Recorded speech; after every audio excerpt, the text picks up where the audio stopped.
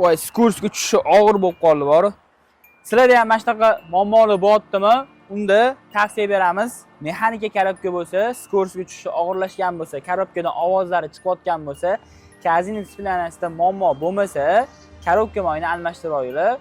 Korobka moyi o'zi 50 mingdan 60 ming, 40 ming oralig'ida mexanika korobka moyi ham pishadi. O'zi kitob o'zi 50 mingdan almashtirishni tavsiya beramiz. Hozir Matiz mashinasini mexanika korobka moyini almashtiramiz. Bu mashina 91 ming yurgan. 91 ming yurganda haligacha mexanika korobka moyi almashmagan. Hozir xo'sh, birinchi biza urg'un ko'radigan bo'libdi, moy qo'yadigan joyi ochib oldik.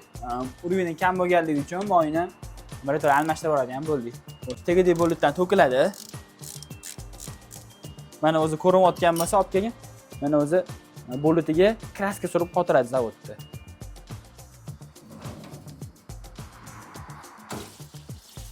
Mana moyning ahvoli.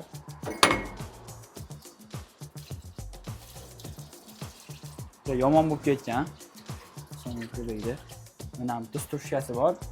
Xo'sh, metanli strushkani buni bo'lit yig'adi. Strushkani ko'rasizlarmi o'keli? Shu yomon bo'lib ketgan. Matiz, Spark, Gentra, Lacetti, yoki yana Cobalt mashinalariga mexanika korobka moyiga 75 ga 85 moy quyiladi. 2-3 moy ketadi, 2-3 da o'zi urg'uni bo'ladi. Hozir endi moylarni mana germanskiy moyi ko'ramiz. Bo'ldi, yopib yangisini qo'yamiz.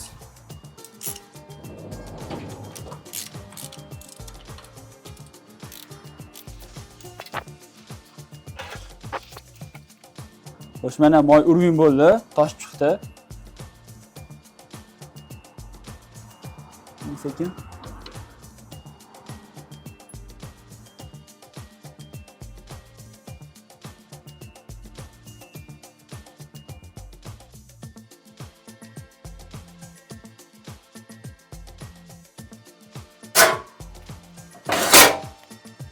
Bo'ldi akalar, xudo xolasa mana korobka moylarni almashdi. Endi mashinani bitta skorsga ko'rib, obkablarni tayyor deb chiqarib olamiz.